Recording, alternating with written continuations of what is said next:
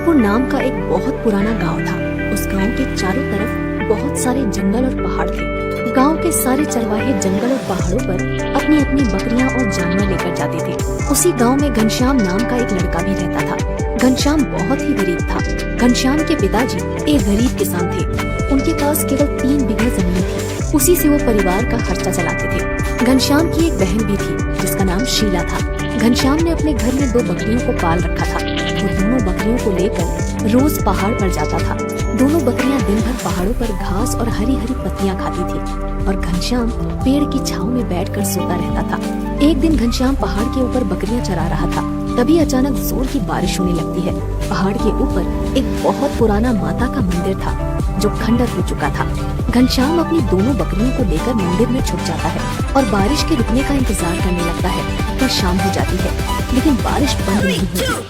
घनश्याम कहता है, हे भगवान, बारिश तो रुकने का नाम ही नहीं ले रही है। अब मैं क्या करूं? अगर पानी में भीग गया तो बीमार पड़ जाऊंगा और मेरे पास तो दूसरे कपड़े भी नहीं हैं। घनश्याम बहुत गरीब लड़का था। उसके पास केवल एक जोड़ी कपड़े थे। उसी से वो अपना काम चलाता था और इस तरह बारिश बंद होने का इंतजार करते करते रात हो जाती है। खंडर हो चुके मंदिर के अंदर बहुत सारी लताएं लगी हुई थी। घनश्याम पेड़ की लताएं तोड़कर अपनी दोनों बकरियों को मंदिर के अंदर बांध देता है और वहीं नीचे जमीन पर लेट जाता है। थोड़ी देर बाद घनश्याम को नींद आ जाती है और वो सो जाता है। रात में घनश्याम एक सपना देखता है। बारिश का महीना शुरू हो चुका था। एक दिन घनश्याम के पिताजी घर में घनश्याम से कहते हैं, बेटा घनश्याम, बारिश शुरू हो चुकी है और अभी तक खेतों में बुआई नहीं हुई है। घर में कुछ पुराने बीज रखे हैं, तो मेरे साथ खेत पर चलो, हम दोनों मिलकर बुआई कर देंगे। लेकिन पिताजी, दोनों बकरियां सुबह से भूखी हैं और उन्हें लेकर जंगल में भी तो जाना है। तब घनश्याम के पिताजी कहते हैं, आज बकरियां चराने शीला चली जाएगी, तुम मेरे साथ खेत पर चलो। घनश्याम अपने पिताजी की बात मान लेता है और इसके बाद दोनों बाप बेटे बीज लेकर खेत की तरफ चल पड़ते हैं। रास्ते में चलते हुए घनश्याम के पिताजी घनश्याम से कहते हैं, बेटा, कुछ दिनों बाद रक्षाबंधन का त्योहार आने वाला है। हर बार की तरह इस बार भी रक्षाबंधन का त्योहार ऐसे ही निकल जाएगा। तब घनश्याम कहता है, तो क्या हुआ पिताजी, हमारे पास पैसे नहीं है, लेकिन हम खुश तो हैं। इस तरह बात करते करते दोनों बाप बेटे अपने खेत पर पहुंच जाते हैं। दोनों दिन भर मेहनत करके खेत की बुआई करते हैं और शाम को वापस अपने घर लौट आते हैं। घर पहुंचते ही घनश्याम के पिताजी आवाज लगाते हैं, शीला, अरे ओ शीला, बेटा एक गिलास पानी तो लाना। लेकिन अंदर से कोई जवाब नहीं आता। तब घनश्याम के पिताजी घनश्याम से कहते हैं, बेटा अंदर जाकर देख, शायद शीला रसोई में होगी। घनश्याम अंदर जाकर देखता है लेकिन घर में शीला नहीं थी और दोनों बकरियां भी नहीं। घनश्याम तुरंत दौड़कर बरामदे में आता है और पिताजी से कहता है, पिताजी, शीला अभी तक जंगल से बकरियां लेकर नहीं आई है और थोड़ी देर में रात होने वाली है। मैं जंगल जाकर देखता हूँ। जाओ बेटा, लेकिन जल्दी आ जाना। इसके बाद घनश्याम भागता हुआ जंगल में पहुंच जाता है और शीला को ढूंढने लगता है, लेकिन उसे शीला कहीं नजर नहीं आती। थोड़ी देर बाद उसे जंगल में अपनी दोनों बकरियां दिखाई देती हैं और घनश्याम समझ जाता है कि शीला भी आसपास ही होगी। तभी अचानक घनश्याम की नजर एक पेड़ के नीचे पड़ती है। शीला वहाँ बेहोश पड़ी हुई थी। घनश्याम तुरंत उसके पास जाकर देखता है तो उसके पैर में सांप के काटने का निशान था। शीला, उठो बहन, तुम्हें क्या हो गया है? घनश्याम की आंखों से आंसू निकलने लगते हैं। वो तुरंत शीला को अपनी गोद में उठाकर घर ले जाता है। शीला को इस हालत में देखकर घनश्याम के पिताजी कहते हैं, क्या हुआ है इसे घनश्याम?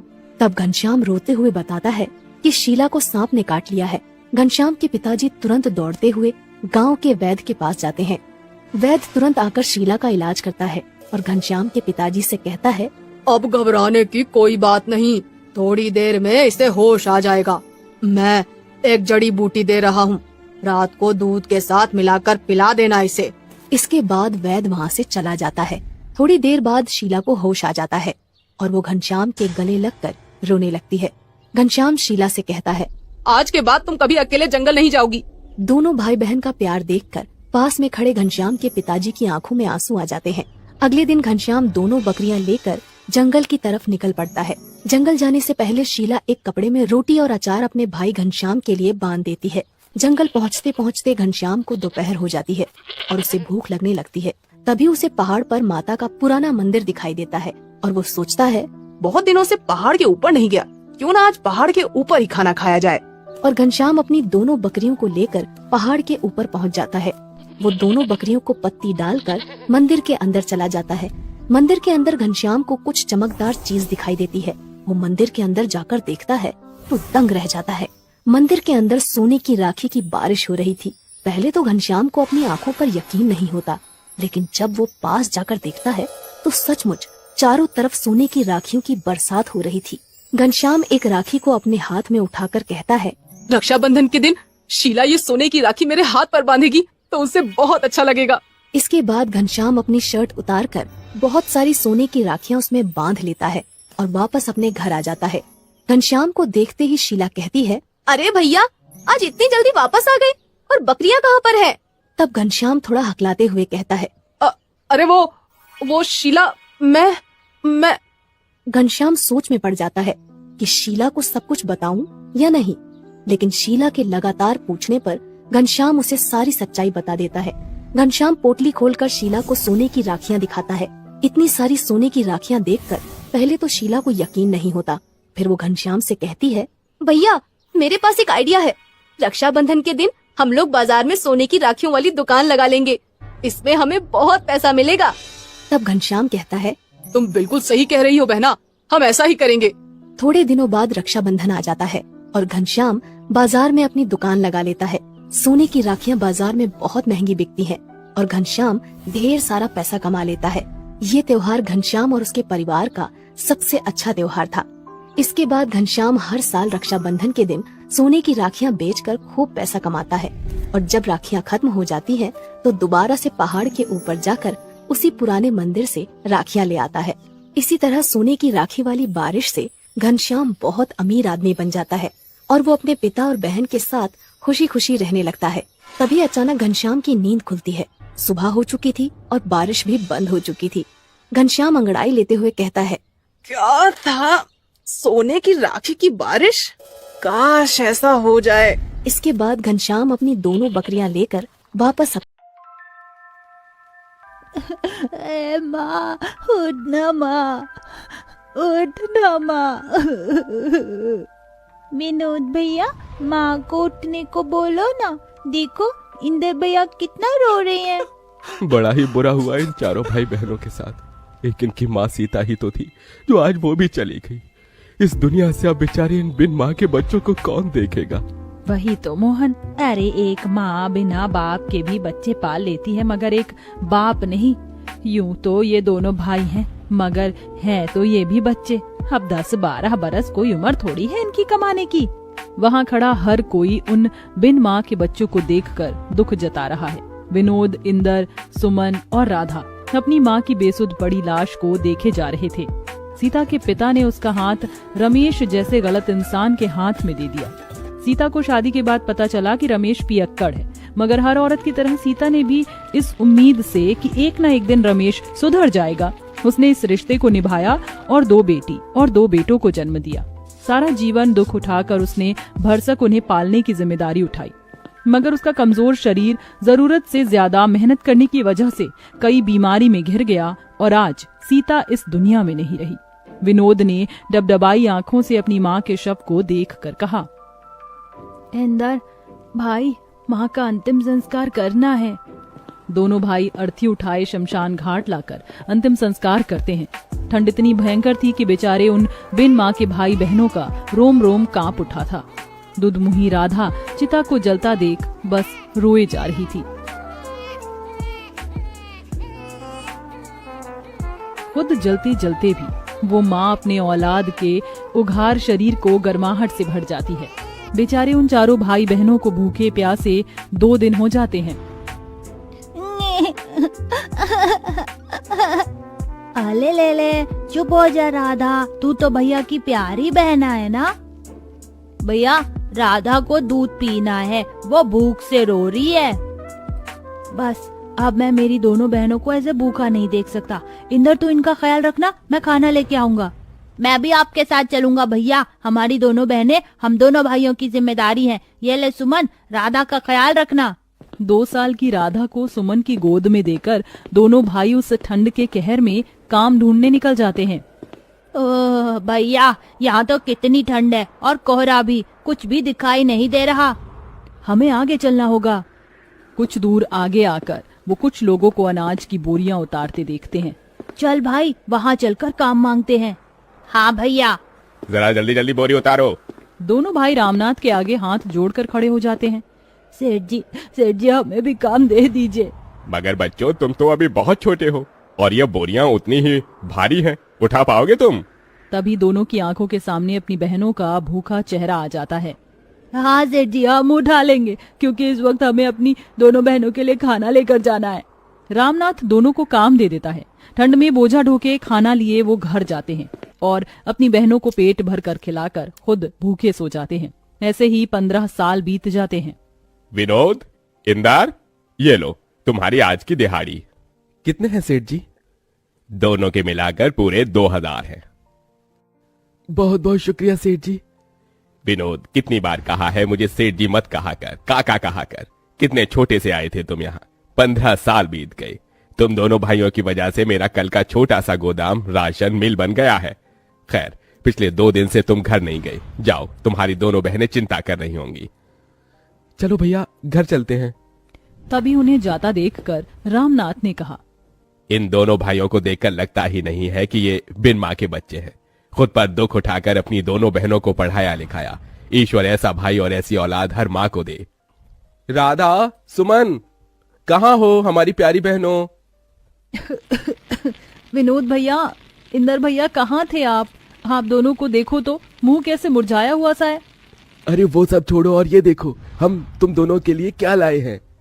क्या लाए हैं भैया?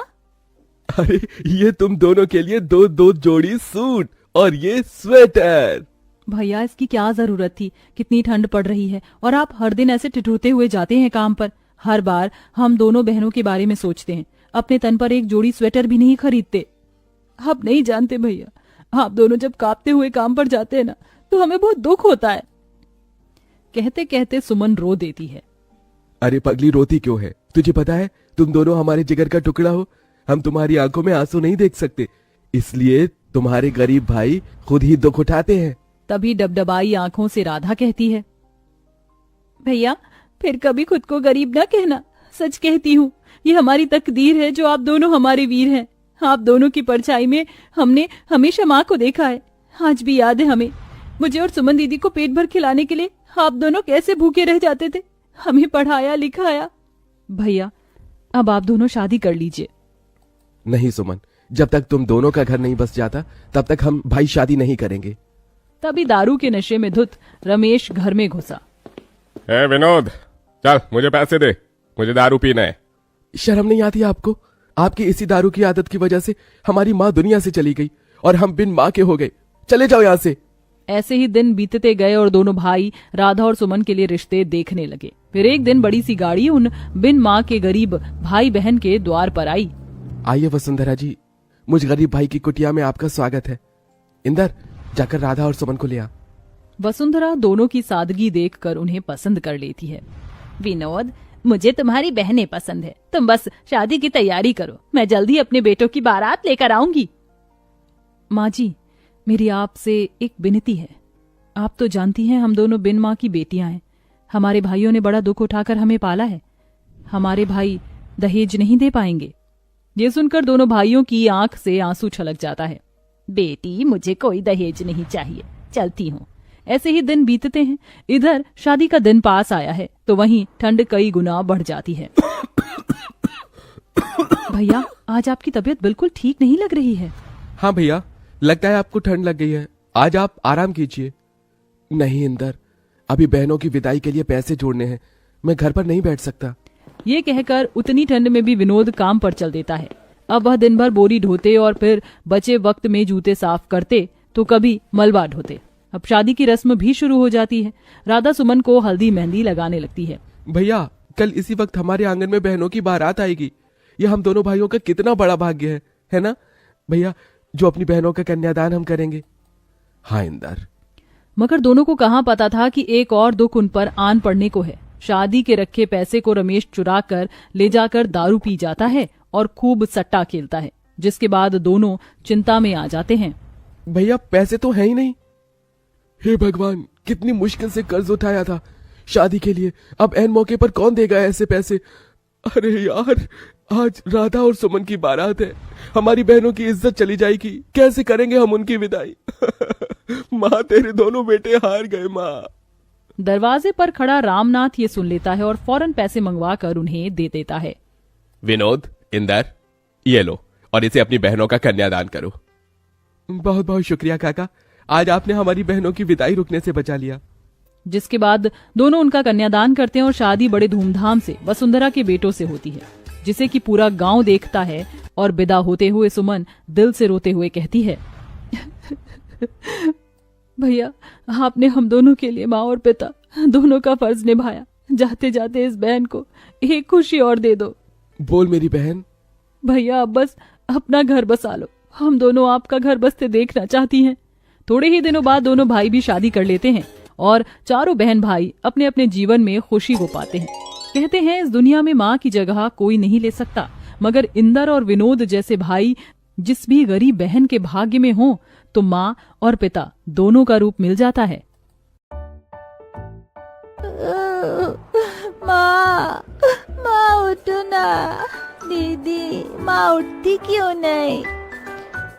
माँ पांचों बहनों को छोड़कर जा चुकी है पिंकी।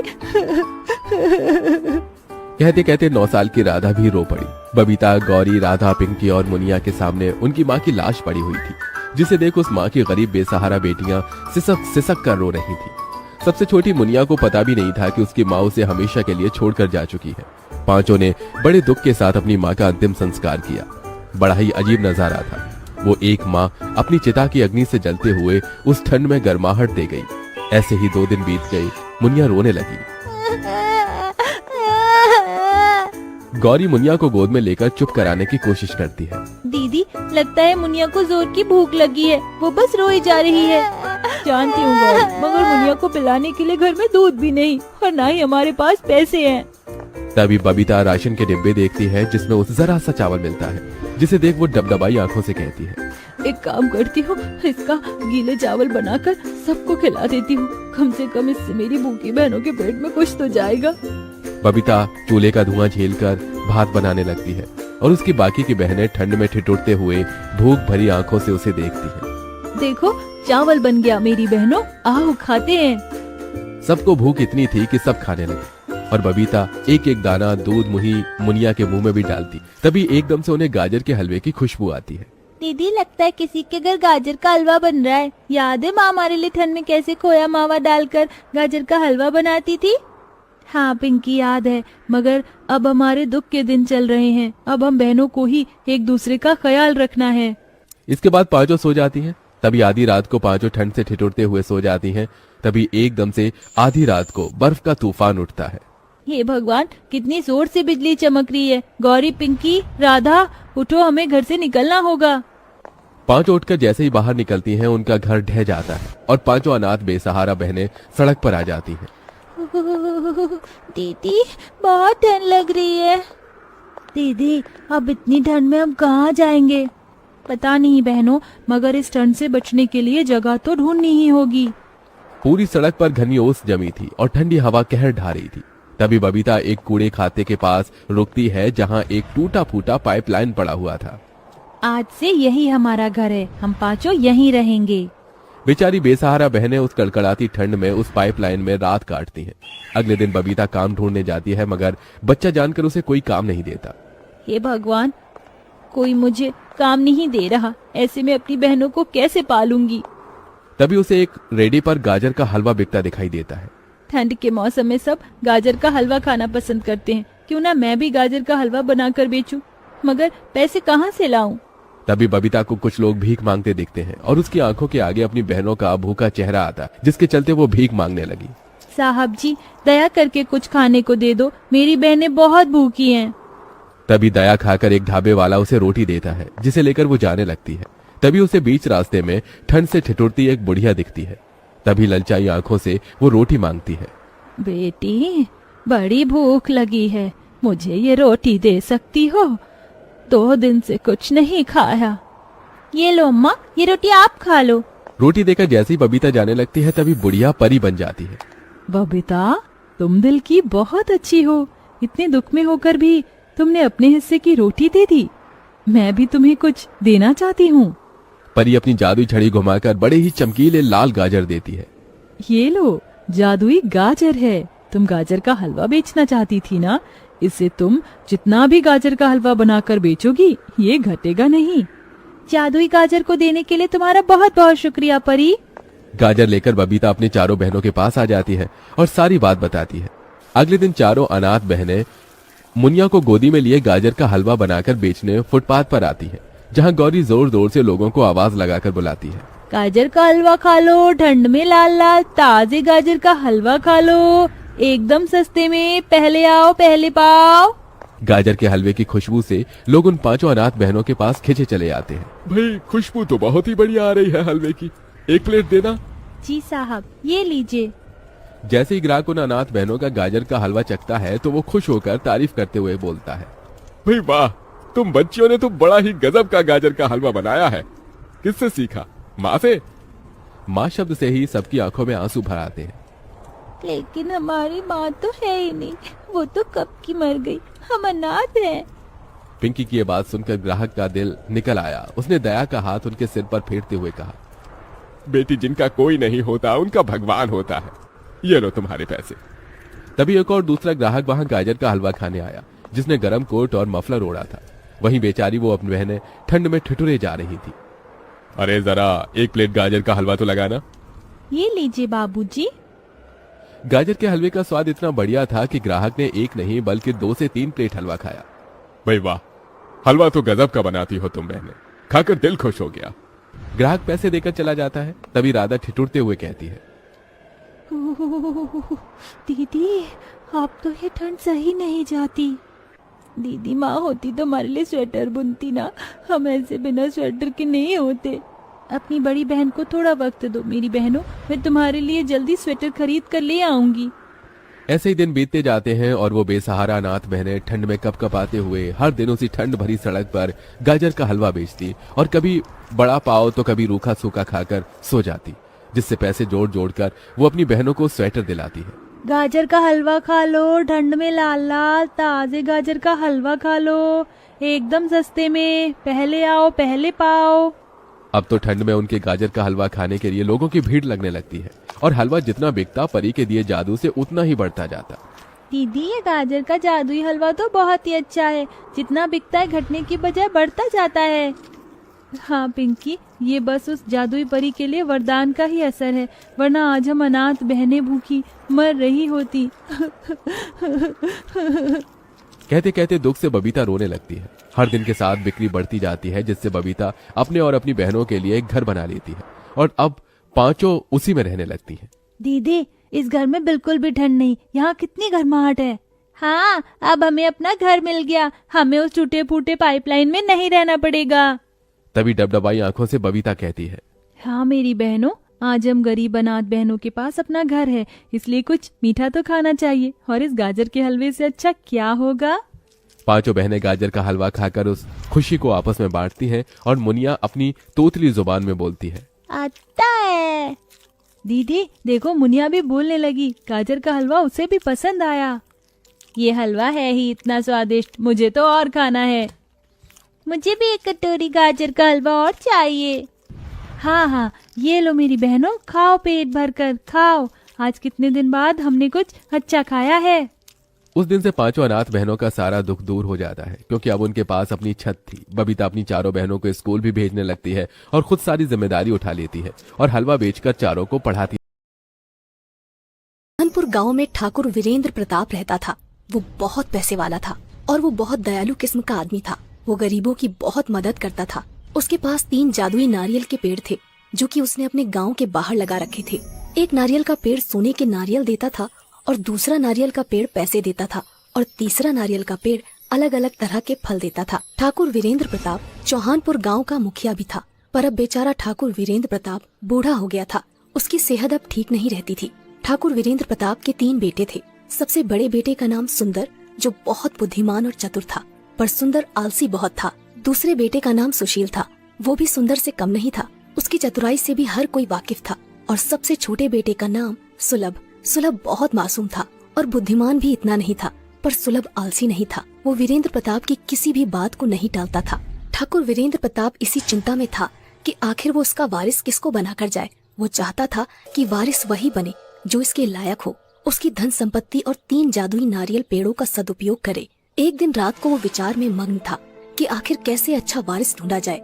अगली सुबह हुई और वीरेंद्र ने अपने तीनों पुत्रों को बुलाया और अपने बागीचे में लगे 3 जादुई नारियल के पेड़ों के पास ले गया और कहा, देखो बेटा, जैसा तुम्हें भी पता है कि आजकल मेरी सेहत कुछ अच्छी नहीं रहती, इसलिए मैं अपना वारिस ढूंढ रहा हूँ जो मेरी धन संपत्ति और इन 3 जादुई नारियल के पेड़ों का सदुपयोग करे। तुम तीनों मेरे लिए समान हो, इसलिए मैं आज से तुम्हारी एक परीक्षा लूंगा। जो उस परीक्षा में सफल हो जाएगा वही मेरा वारिस बनेगा। वीरेंद्र प्रताप कहता है, मैं तुम तीनों को एक एक पेड़ दे रहा हूँ और एक एक इलाका दे रहा हूँ। तुम तीनों के पास 1 महीना है। तुम तीनों को 1 महीने तक इन पेड़ों का सदुपयोग करके इनसे जनता की भलाई करनी है। और जब तुम इन पेड़ों के पास जाकर कहोगे, सुन पेड़ भाई, कर लोगों की भलाई, तो ये अपने आप फल देने लगेगा। और इन पेड़ों का अगर दुरुपयोग हुआ तो ये पेड़ अपना अपना फल देना बंद कर देंगे। अब मैं 1 महीने के लिए गांव से बाहर जा रहा हूँ और ये गांव वाले तुम्हें सौंप रहा हूँ और ठीक 1 महीने बाद आऊंगा और देखूंगा कि तुम में से किसने लोगों की भलाई सबसे अच्छी करी है। मैं नहीं जानता तुम ये सब कैसे करोगे, ये सब तुम्हें अपनी बुद्धिमानी के प्रयोग से करना है। क्या तुम तीनों इस परीक्षा के लिए तैयार हो? तीनों बेटे एक स्वर में कहते हैं, जी पिताजी, आप फिक्र मत कीजिए, हम आपकी परीक्षा में सफल होकर ही आएंगे। सबसे बड़ा बेटा सुंदर मन ही मन सोचता है, ये परीक्षा तो मैं ही पास करके आऊंगा और गांव का मुखिया बनूंगा। आखिर मेरे में कमी क्या है? ये दोनों तो मूर्ख ठहरे। दूसरा बेटा सुशील मन ही मन सोचता है, आखिर वो तो पिताजी को ही पता है कि मुखिया कौन बनेगा। मुखिया बनने के लिए योग्य सिर्फ मैं ही हूँ। मैं सुंदर भैया से किसी काम में कम नहीं हूँ और सुलभ तो इस परीक्षा में कहीं है ही नहीं। सुलभ मन ही मन सोचता है, पिताजी ने यह परीक्षा रखवा कर अच्छा किया। चलो, हमें भी अब थोड़ा मदद करने का पुण्य मिलेगा। वीरेंद्र सिंह बड़े बेटे सुंदर को सोने के नारियल वाला पेड़ दे देता है। फिर दूसरे बेटे सुशील को नारियल के पैसे वाला पेड़ दे देता है और सबसे छोटे बेटे सुलभ को तरह तरह के फल देने वाले नारियल का पेड़ दे देता है और कहता है, ठीक है बच्चों, अब मैं चलता हूँ। मेरा आशीर्वाद तुम तीनों के साथ है। ऐसा कहकर वीरेंद्र प्रताप गांव से निकल जाता है। अगली सुबह होती है। तीनों बेटे अपने अपने पेड़ के पास चले जाते हैं। सुंदर सोने के नारियल वाले पेड़ के पास जाता है और सोचने लगता है कि अब लोगों की भलाई मैं इससे कैसे करूं। वो पेड़ के पास जाता है और कहता है, सुन पेड़ भाई, कर लोगों की भलाई। इतने में ही पेड़ से सोने के नारियल निकलने लगते हैं। सुंदर उन नारियल को सुबह सोने की दुकानों पर बेच देता है, पर जैसे ही पैसे आते हैं वो सोचता है, मैं लोगों की भलाई तो बाद में ही कर सकता हूँ, अभी क्यों ना ये पैसे मैं खुद पर खर्च कर लूँ। ऐसा सोचकर वो उन पैसों से खुद के लिए शराब खरीद लेता है। वहीं दूसरा बेटा सुशील पैसे देने वाले नारियल के पेड़ के पास जाता है और कहता है, सुन पेड़ भाई, कर लोगों की भलाई। उसके पास भी बहुत सारे पैसे आ जाते हैं। सुशील उन पैसों को बांटने के बजाय उन पैसों को लोगों को उधार देने लग जाता है। वो मन ही मन सोचता है, आखिर मैं मदद कर ही तो रहा हूँ, यही तो लोगों की भलाई है। अब मैं पिताजी की तरह मूर्ख नहीं जो इन पैसों को ऐसे ही लुटा दूं। वहीं तीसरा बेटा सुलभ तरह तरह के फल देने वाले पेड़ के पास जाता है। वो सोचता है, इस गांव में ऐसे बहुत से लोग हैं जो एक दिन का भोजन भी नहीं जुटा पाते हैं, उनको इसकी सबसे ज्यादा जरूरत है। फिर सुलभ पेड़ के पास जाता है और कहता है, सुन पेड़ भाई, कर लोगों की भलाई। इतना कहते ही पेड़ से तरह तरह के फल निकलने लगते हैं। सुलभ उन फलों को गरीबों में बांट देता है। सुलभ अब रोज ऐसा ही करने लगा। वो पेड़ के पास जाता, मंत्र पढ़ता और उसमें से जो फल निकलते वो उन फलों को गरीबों में बांट देता। उसे लोग बहुत दुआ देकर जाते। वहीं सुंदर तो बहुत शराबी हो गया और उस पेड़ से जो भी सोने के नारियल निकलते उनको बेचकर शराब पी लेता था। उसकी सेहत भी अब बहुत खराब हो गई थी। दूसरा बेटा सुशील, वो तो मानो गरीबों की मदद करने के बजाय उन पर जुल्म ढाने लगा था। सुशील पैसे तो दे देता, पर अगर किसी ने उसके पैसे वापस देने में देरी कर दी तो उनको मारता पीटता, उन पर जुल्म करता था। ऐसे ही धीरे धीरे 1 महीना बीत गया। ठीक 1 महीने बाद ठाकुर वीरेंद्र प्रताप गांव लौटता है। वो बहुत उत्सुक रहता है क्योंकि उसे आज पता चलने वाला था कि उसका वारिस कौन है। वो सोच रहा होता है कि मेरे तीनों बेटे ने कमाल कर दिया होगा, गांव में तो रंगत होगी। वीरेंद्र सबसे पहले सुंदर के इलाके में जाता है। वो वहाँ बाहर लोगों से पता करता है तो उसे मालूम पड़ता है कि सुंदर कभी इस इलाके में आया ही नहीं। वो तो सिर्फ शराब पीकर एक जगह पड़ा रहता है। अपने बड़े बेटे के बारे में ऐसी बातें सुनकर वीरेंद्र को बहुत धक्का लगता है। उसने कभी सोचा भी नहीं था कि उसका सबसे बड़ा बेटा सुंदर इतना बुरा नाम कमाएगा। खैर, फिर वो अपने दूसरे बेटे सुशील के इलाके में जाता है। वहाँ जाकर तो वो चौंक जाता है। सुशील इलाके में तो आता था, पर वो सिर्फ वसूली करने के लिए। सुशील के नाम से गांव वाले लोग बहुत डरते थे। उसका नाम सुनकर ही कांपने लग जाते थे।